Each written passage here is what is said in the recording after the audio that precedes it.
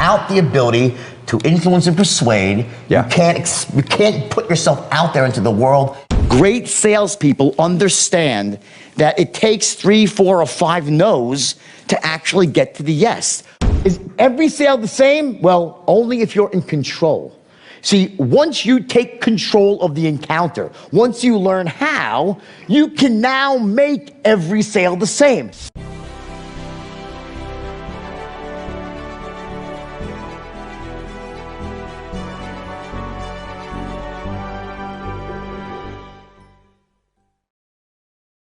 Warren Buffett was doing a speech with Bill Gates about maybe 10 years ago, and he was asked by a college student, what can we do as students to make ourselves more valuable in the workplace?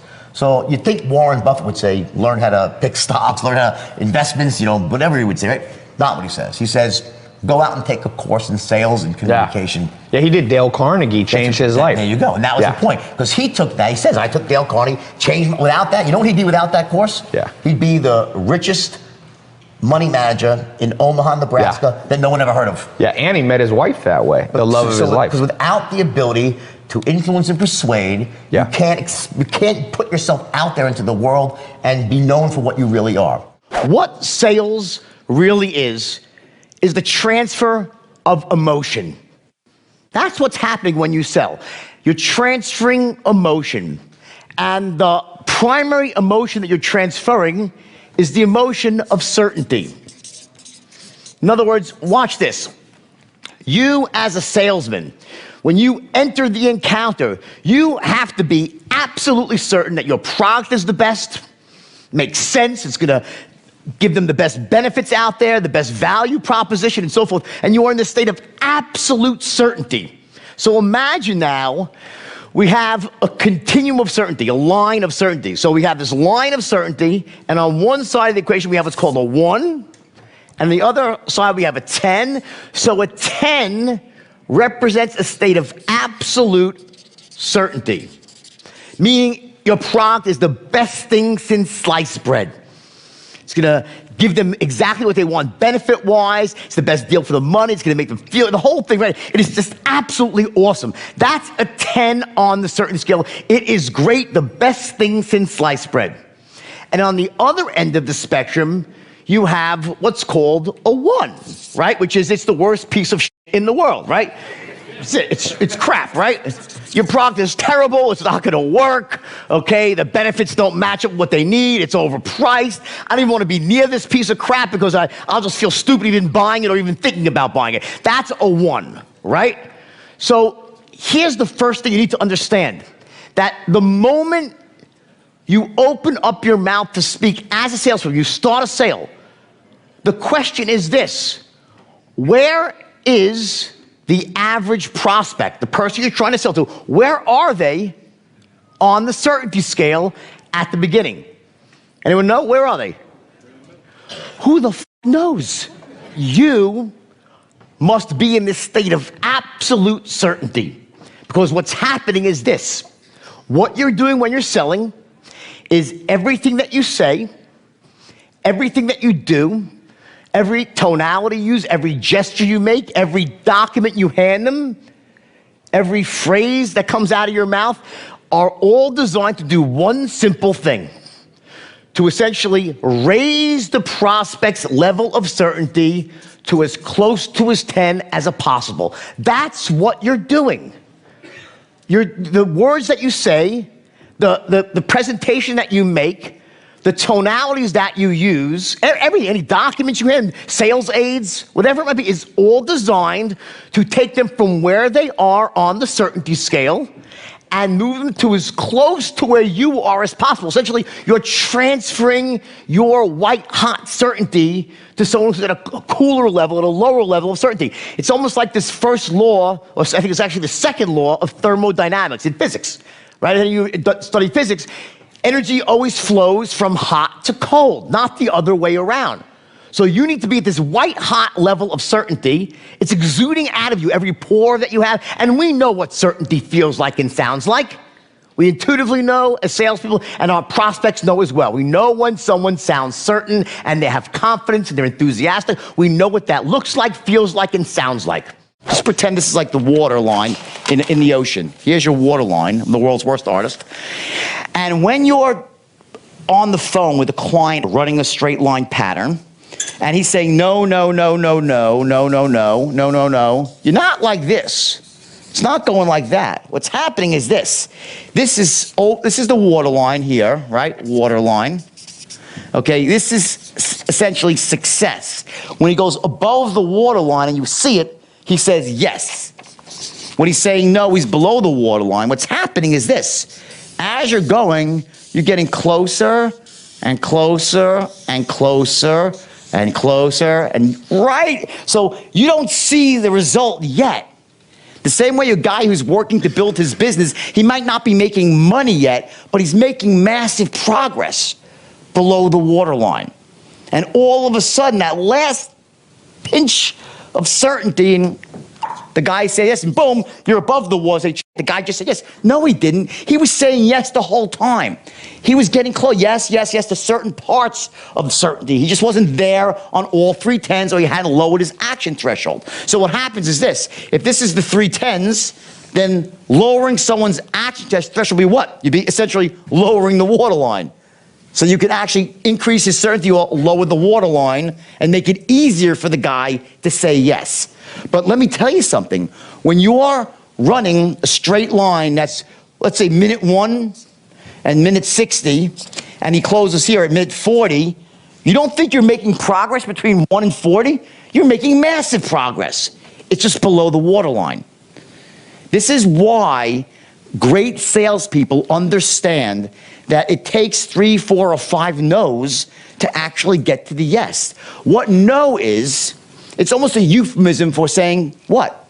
No means I am not certain. That's all it means. When someone says, let me call you back, let me think about it, I want to talk to my wife, or just plain old no, it just means I am not certain. Every sale is the same. They're like, what? I got the looks, right? Those crazy looks. Every sale's not the same. I said, guys, every sale is the same. And then I said, watch. And this visual popped in my mind. I said, it's a straight line. And for the very first time, I drew this long, thin line on the center of the board. It was even a longer board, like 2 boards, right? I said, this is your open. I said, this is your close. I said, and every once in a while, back when you were selling penny stocks, you'd get one of these lay-down clients, we could call them, where everything that you say and everything that you do, the client's like saying yes, yes, yes, yes, from the very beginning all the way to the end. When you ask for the order for the first time, they say, yeah, great, how do I pay? Right? That perfect lay-down sale.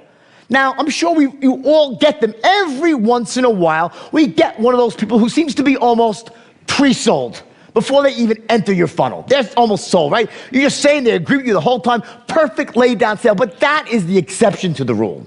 Most of the time, a straight line sale is the perfect lay-down sale, where everything that you say and everything that you do, the client agrees, they're on board the whole way through, and when you ask for the order the first time, they laugh at all your jokes, you get it? A perfect sale. You ask for the order, they say, yes, great, how do I pay? That's a perfect straight line sale. But most of the time, that's not the way it goes. The typical client wants to go off the line. They have questions, they interrupt you, they have objections. So they try to take you off the line, talking about the price of tea in China, right? You want to keep them on the line. So what we have is these healthy boundaries above and below the line. When you're inside these boundaries, you are in control of the sale. These are the healthy boundaries above and below the line. Because even with myself, very seldom, it's not that I have any more laid down sales than anybody else. I have the same as anybody else. But there's these healthy boundaries. I don't let the sales spiral out of control, because you go off here, outside the boundaries, off to frickin' Pluto, right? Or Uranus, not a good place to be, for most of us at least, right? I don't judge, okay? Pluto or Uranus, right? This is out of control, where you ask someone a question about, a qualifying question. You're trying to gather intelligence, right? And they might start answering your question the right way, but next thing they spiral off. They talk about the price of tea in China, okay? And most people, the problem that they have, most salespeople, is that when someone starts to spiral out and talk about nonsense, you'll jump right into their nightmare because you think the water's warm. Oh, let me get into rapport that way, just not and talk with them. And that's not rapport. Because as soon as you do that, they realize they're in control of the sale, they will assume control of the sale, and once that happens, nothing good happens, besides the fact that you're branded as a novice, not as an expert. I said, guys, let me tell you something. When you're calling rich people, even poor people, no matter who you're calling, you got 4 seconds. That's all you have. You have 4 seconds to establish 3 crucial things, or else you're done. You can't close anybody because they'll take control of the sale.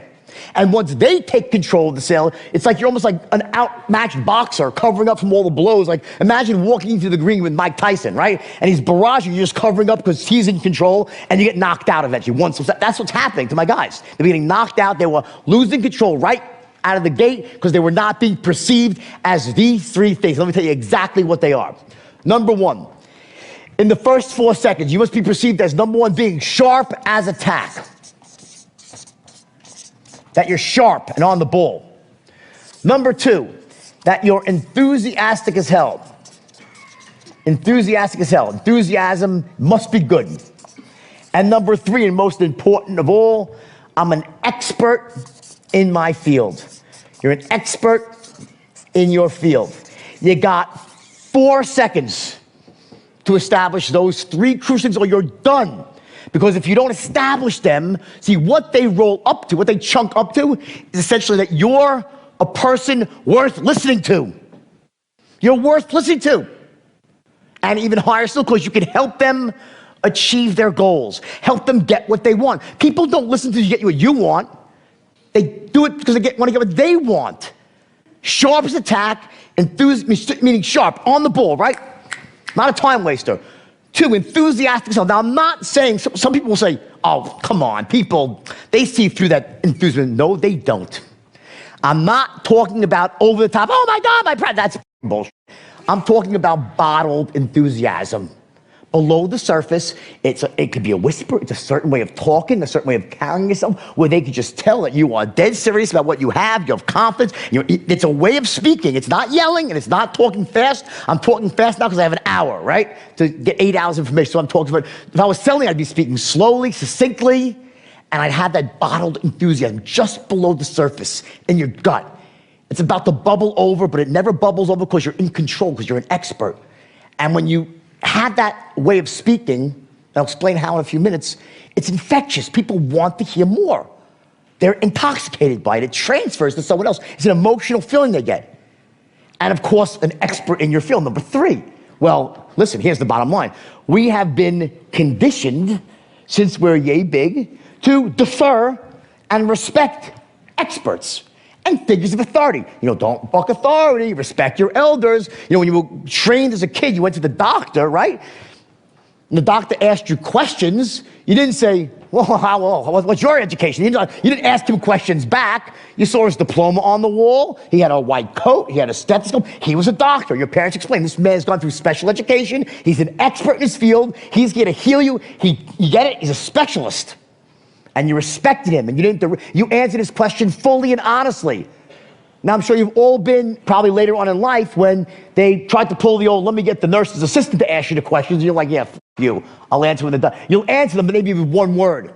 You're not going to be even nearly as forthright with the practitioner as the doctor himself. Why? Because you've been conditioned. And then, by the way, they might be just as competent, if not more, at taking notes and doing a certain, that triage. But when that doctor walks in, he's a doctor.